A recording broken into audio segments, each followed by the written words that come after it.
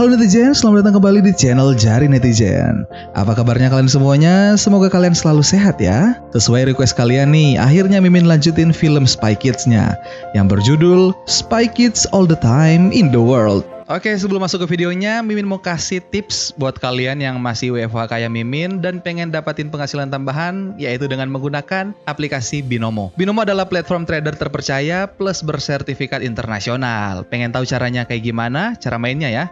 Ini Mimin kasih tahu. Buat kalian yang mau deposit, gampang banget di Binomo pokoknya. Tinggal klik deposit. Nah, di sini ada banyak metode pembayaran yang bisa kalian gunakan, teman-teman. Mau pakai Visa, Mastercard, atau mau pakai transfer bank yang lain, silakan kalian gunakan. Nah, kita kembali. Kalian bisa lihat di sini akun Binomo Mimin ada $456. Perkiraan nih mau naik atau turun nih grafiknya. Tapi untuk mempermudah, biasanya Mimin pakai fitur di Binomo. Nah, di sini ada fitur indikator, kemudian Mimin suka pakai yang rata-rata pergerakan. Pilih yang warnanya agak terang biar bisa kelihatan. Oke, kelihatan kan? Ini grafiknya lagi turun. Oke, kalau sudah, jangan lupa kalian pilih nilai investasi kalian. Biasanya sih Mimin di antara $50 atau 100. Kita kali ini pakai yang $50 aja. Grafiknya ini kayaknya lagi naik atau turun ya. Kita pilih yang turun. Oke, kita tunggu.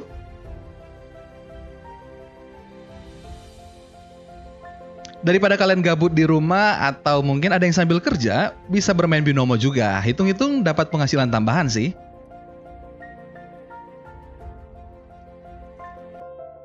Oke, lihat. Saldo Mimin bertambah nih. Daripada kalian banyak nanya, mending langsung kalian cek deskripsi video di bawah ini. Kemudian kalian download Binomonya sekarang, dapatkan $1000 untuk akun demo kalian. Kita langsung ke filmnya.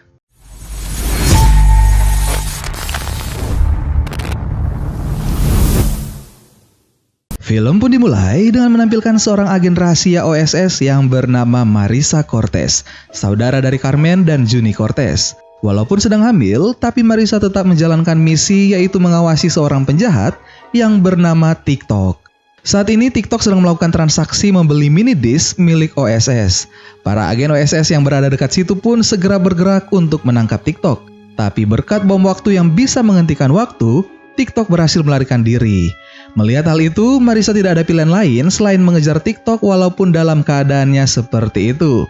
4 menit lagi, Marisa akan melahirkan. Tapi dia berusaha kurang dari 4 menit untuk bisa menangkap TikTok.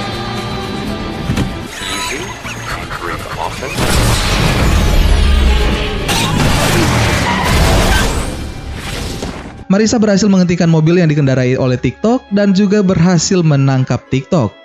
Direktur OSS yang bernama Danger Diamo datang ke situ, kemudian menunjukkan apa isi disknya. Menampilkan sebuah proyek Armageddon yang akan menjadi senjata ampuh untuk menghancurkan bumi. Sesuai perjanjian, itu adalah misi terakhir Marisa. Kali ini dia akan fokus ke keluarga. Lagian selama ini dia selalu menyembunyikan identitasnya dari keluarganya. Marisa pun dibawa ke rumah sakit untuk melahirkan. Scene kemudian menampilkan 2 orang anak yang bernama Cecil dan Rebecca, sedang bersama-sama dengan ayah mereka yang bernama Wilbur Wilson. Ternyata mereka sedang menunggu kedatangan Marisa. Marisa adalah ibu tiri dari Cecil dan Rebecca. Rebecca sedikit tidak senang dengan Marisa karena berpikir Marisa tidak bisa menggantikan ibu mereka yang telah meninggal. Marisa segera masuk dan mereka kehadiran anggota keluarga baru. Dan film Spy Kids 4 All the Time in the World pun dimulai. 1 tahun kemudian, Rebecca dan Cecil sedang menonton acara ayah mereka di TV yang berjudul Spy Hunter. Walaupun seorang pemburu mata-mata, tapi pada kenyataannya Wilson belum pernah menangkap mata-mata satupun. Saat Wilson datang ke situ untuk makan bersama, tiba-tiba keanehan pun mulai terjadi. Waktu mulai berlalu begitu cepat. Wilson pun bergegas untuk pergi kerja. Karena waktu berjalan begitu cepat, dengan cepat juga Wilson kembali pulang. Walaupun sudah 2 tahun bersama, tapi Rebecca masih tidak suka dengan Marisa. Marisa merasa sedih dan bingung apa yang harus dilakukan agar Rebecca menjadi senang dengannya. Marisa kemudian mendatangi kamar Rebecca dan Cecil. Marisa menunjukkan foto ibu Rebecca dan Cecil dan mengatakan dia tahu kalau Rebecca merindukan ibunya.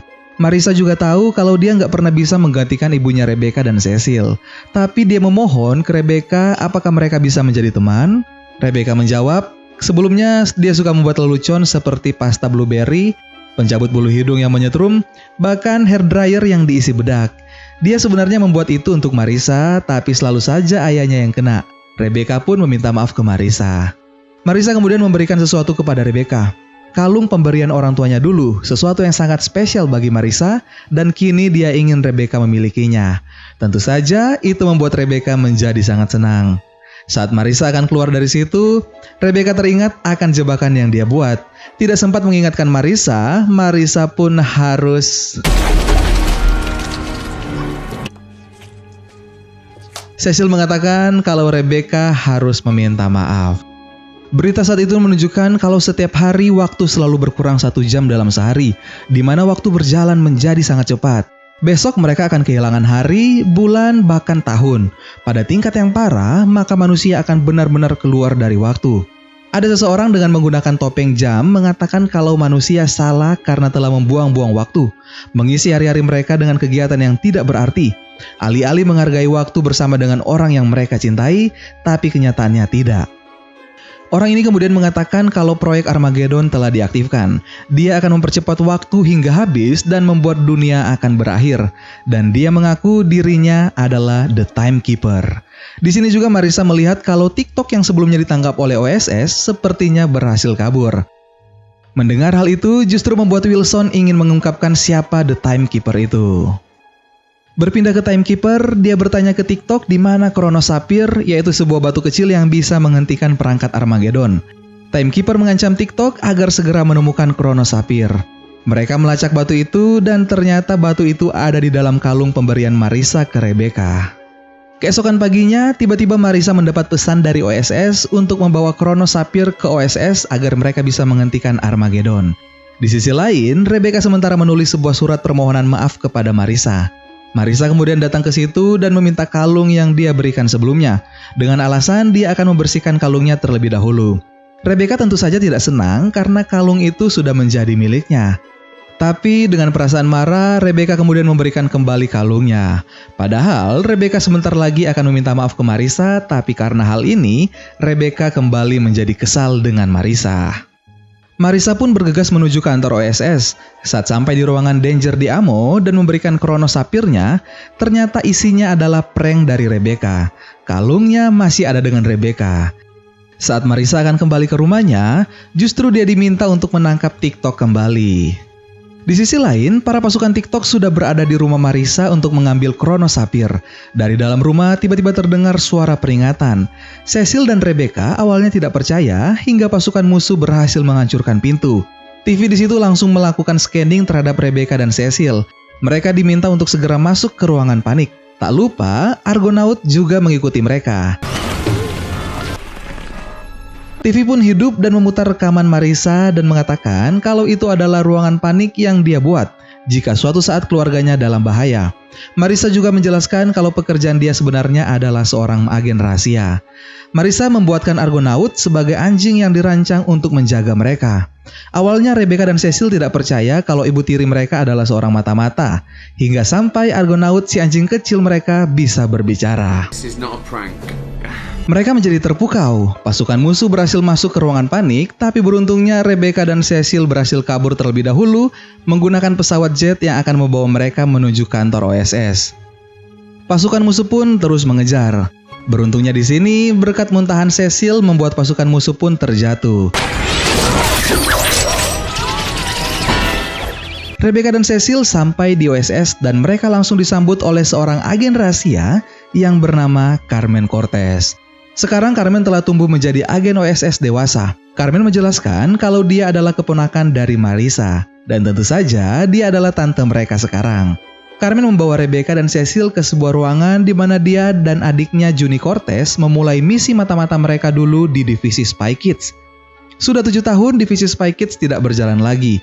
Semuanya telah menjadi mata-mata dewasa. Carmen mempunyai mimpi untuk menghidupkan kembali divisi Spy Kids. Carmen kemudian memperbolehkan mereka mengambil salah satu barang di situ. Rebecca dan Cecil sempat melihat video perjuangan Carmen dan Juni waktu dulu. Mereka juga bertanya, di mana Juni? tapi Carmen tidak mau menjawab. Di sisi lain, Marissa berhasil sampai di suatu tempat di mana TikTok berada. Dengan peralatannya dan juga bersama anaknya, mereka pun siap.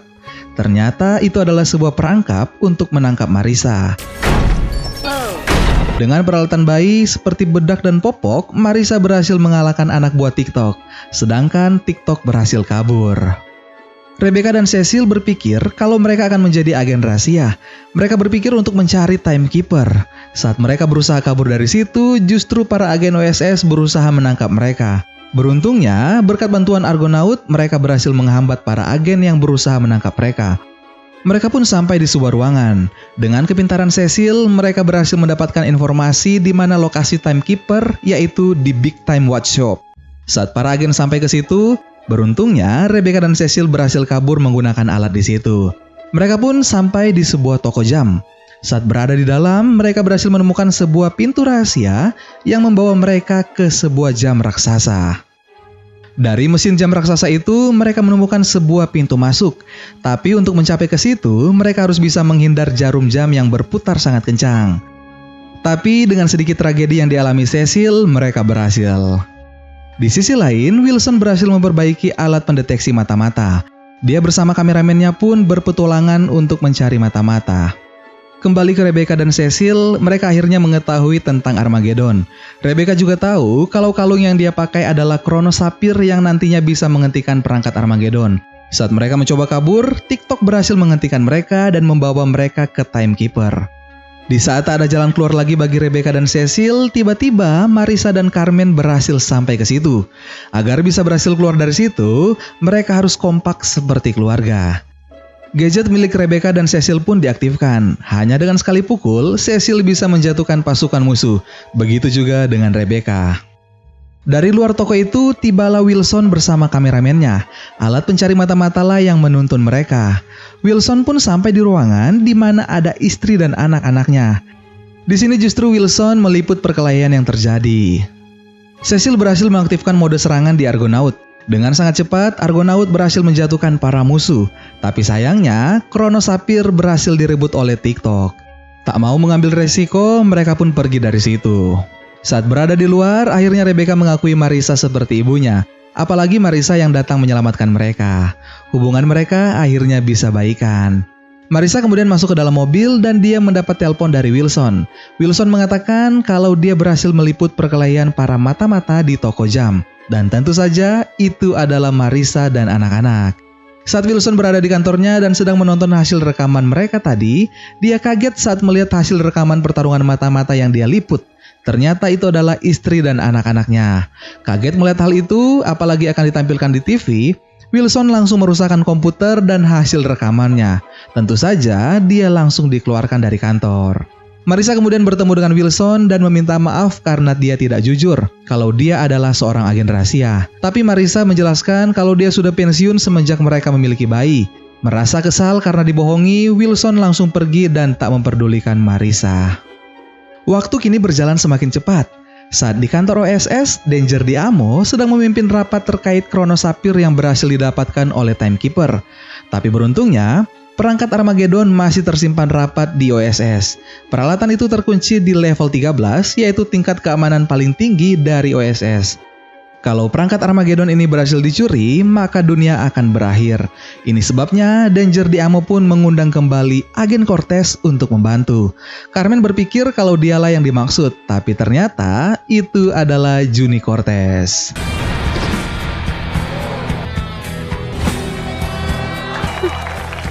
Bukannya Rebecca dan Cecil diminta untuk ikut membantu, justru mereka disuruh menjaga adik kecil mereka.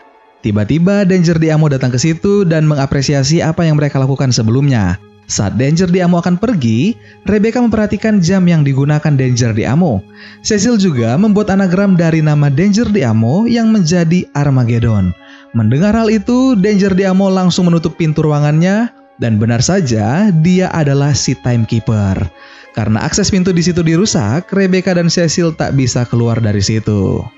Di sisi lain, Marissa, Carmen, Juni, dan semua agen OSS kembali menuju ke toko jam. Rebecca dan Cecil berhasil menghubungi Marissa dan mengatakan kalau tempat yang mereka datangi adalah sebuah perangkap. dan Danger di Amo adalah timekeepernya. Tapi sayangnya Marissa tidak percaya dan justru meminta mereka untuk selalu memperhatikan sang bayi. Saat Marissa, Carmen, dan Juni sampai ke dalam, mereka langsung disambut oleh timekeeper yang adalah Danger di Amo. Marissa akhirnya percaya apa yang dikatakan oleh anak-anak. Dengan jam tangannya, Danger di Amo berhasil membuat para agen OSS berhenti bergerak. Ini disebabkan dengan kartu identitas yang mereka gunakan. Begitu pula dengan Marissa, Carmen, dan Juni. Saat Danger di Amo pergi, ternyata Juni hanya pura-pura saja. Juni tidak berhenti bergerak karena dia tidak menggunakan kartu identitas yang diberikan sebelumnya. Karena semuanya berhenti, Juni bingung untuk mencari bantuan. Tapi dia teringat dengan Rebecca dan Cecil. Berpindah ke Rebecca dan Cecil, mereka mendapat informasi kalau mereka kembali diaktifkan. Mereka mendapat perintah untuk menyelamatkan dunia. Mereka ditugaskan untuk merebut kembali Kronos Sapphire yang dicuri sebelumnya. Rebecca dan Cecil masih bingung, tapi Juni mengatakan mata-mata cilik selalu bisa mengalahkan orang jahat. Di saat orang dewasa berpikir terlalu jauh, tapi anak-anak justru berpikir segalanya menjadi mungkin. Gunakan imajinasi kalian dan bekerja samalah. Setelah mendengar hal itu, mereka kemudian mengganti mode Argonaut menjadi mode menyerang. Rebecca kemudian mengatakan kalau mereka adalah Spy Kids, Spy Baby, dan Spy Dog. Ternyata Danger di Amo dan TikTok berada di situ untuk masuk ke dalam ruangan yang berisi Armageddon. Di sisi lain, Juni berhasil membebaskan Marissa dan Carmen. Walaupun berhasil bebas, tapi tak sengaja mereka terjatuh dan terjebak di dalam jam pasir yang berisi angka-angka. Cecil berhasil mengalahkan pasukan musuh di situ dan mencoba membuka pintu level 13 yang berisi peralatan Armageddon. Tapi isinya ternyata hanyalah perangkap. Rebecca kemudian didatangi pasukan musuh, tapi justru musuhnya menerima jebakan yang dibuat olehnya. Rebecca mempunyai ide bagaimana mereka bisa menemukan Kronos Sapphire, yaitu dengan cara menyerahkan diri mereka. Di sisi lain, saat Wilson sementara menonton, tiba-tiba Argonaut menelpon dan mengatakan kalau Rebecca dan Cecil dalam bahaya, dan mereka sangat membutuhkannya. Wilson pun langsung bergegas. Danger di Amo ternyata telah berhasil mendapatkan perangkat Armageddonnya dan benar saja Rebecca dan Cecil dibawa ke situ juga. Dengan robot milik Juni dulu yang bernama Ralph, Rebecca berhasil mencuri jam dari dalam kantong Danger di Amo. Melihat Rebecca yang berkomunikasi dengan Cecil menggunakan tangan, akhirnya Di Amo meminta TikTok untuk mengembalikan alat pendengaran Cecil. Di Amo kemudian menjelaskan tujuan utamanya, yaitu dengan peralatan Armageddon akan dia gunakan untuk melintasi waktu. Di Amo bertujuan untuk melintasi waktu membawa dia kembali bertemu dengan ayahnya. Peralatan Armageddon ternyata adalah buatan ayahnya. Saat percobaan Armageddon dulu, tak sengaja Di Amo masuk ke dalam mesin waktunya, hingga membuat dia terperangkap di dalam waktu selama beberapa tahun. Di Amo adalah anak yang membeku di dalam waktu. Ayahnya menghabiskan sisa hidupnya untuk membebaskan Di Amo, tapi sayang sekali tidak berhasil. Tak sengaja OSS berhasil menghentikan peralatan Armageddon yang dikerjakan ayahnya Di Amo dengan menggunakan sebuah batu yang jatuh dari langit, yaitu Kronos Sapphire. Di Amo bisa bebas, tapi dia menjadi orang dewasa yang terperangkap dalam tubuh anak-anak. Saat dia terbebas, semuanya telah tiada. Di Amo sangat merindukan ayahnya. Cecil kemudian mengatakan kalau tidak ada gunanya Di Amo kembali ke masa lalu. Waktu akan tetap sama, dia justru hanya akan membuat beberapa versi dari dirinya sendiri dan akan muncul di waktu yang berbeda. TikTok mengatakan kalau itu salah, tapi Cecil kemudian membuka kacamata TikTok dan menunjukkan kalau TikTok adalah dirinya juga. Ternyata ini bukan kali pertama Di Amo kembali dari masa lalu, melainkan sudah berkali-kali, sehingga semua pasukan bertopeng di situ adalah dirinya sendiri. Cecil kembali mengatakan kalau dia tidak akan mungkin mengubah masa lalu, justru dia hanya akan membuat masalah. Rebecca kemudian mengatakan kalau kematian ibunya adalah hal terburuk yang pernah terjadi dalam hidupnya. Berharap punya banyak waktu lagi bersama ibunya, tapi tidak ada yang akan kembali. Hormati saja saat-saat kau bersamanya, saat yang istimewa dengan orang-orang yang akan kita kenang. Ini bukan mengenai berapa banyak waktu yang kita punya, melainkan apa yang kau pilih untuk bersamanya. Masa Vortex pun terbuka. Marissa, Carmen, dan Juni tiba-tiba berada di situ. Mereka berhasil keluar dari jebakan pasir berkat lipstik atomik milik Carmen. Waktu tiba-tiba berhenti, semua orang di dunia akan berhenti kecuali mereka. Tak hanya mereka, tapi Rebecca dan Cecil juga. Rebecca berhasil mencuri Kronos Sapphire dari TikTok. Mereka berusaha mencari perangkat Armageddon agar bisa menghentikannya. Karena terlalu senang akibat berhasil mengenai TikTok, Cecil akhirnya berhenti juga. Sebelum berhasil menaruh Kronosapir di atas Armageddon, tiba-tiba TikTok berhasil merebutnya kembali. TikTok melemparkan Kronosapir ke dalam vortex. Begitu juga dengan Diamo yang masuk ke dalam vortex. Diamo akhirnya bisa kembali bertemu dengan ayahnya. Saat Diamo kembali, saat ini dia telah menjadi tua, kembali ke umurnya yang sesungguhnya. Diamo mengatakan kalau Rebecca dan Cecil benar. Dia tidak bisa mengembalikan ayahnya. Ayahnya tetap saja mati walaupun dia sudah berusaha untuk menyelamatkannya. Tapi ada satu hal penting yang dikatakan ayahnya, yaitu kau harus hidup. Melangkah ke depan, jangan ke belakang. Diamo kemudian menaruh Kronosapir di atas Armageddon dan membuat waktu kembali menjadi normal. Ternyata TikTok masih saja ingin berulah kembali, tapi tiba-tiba datang Wilson kemudian memborgolnya. Walaupun sebelumnya Wilson dan Marissa sempat bertengkar, tapi kali ini mereka kembali baikan. Rebecca pun menjadi senang dengan Marissa. Carmen dan Juni kemudian mengatakan kalau mereka akan menjadi koordinator dari program Spy Kids yang baru. Jadi mereka membutuhkan anggota baru dengan kecerdikan, kreativitas, dan pemikiran visioner. Mereka memilih Rebecca dan Cecil dan juga si bayi. Dan film Spy Kids 4 All the Time in the World pun selesai. Bagaimana? Sudah terpuaskankah kalian wahai netizen yang mulia? Apalagi ya film nostalgia yang Mimin mau bahas selanjutnya? Jangan lupa komen di bawah ya.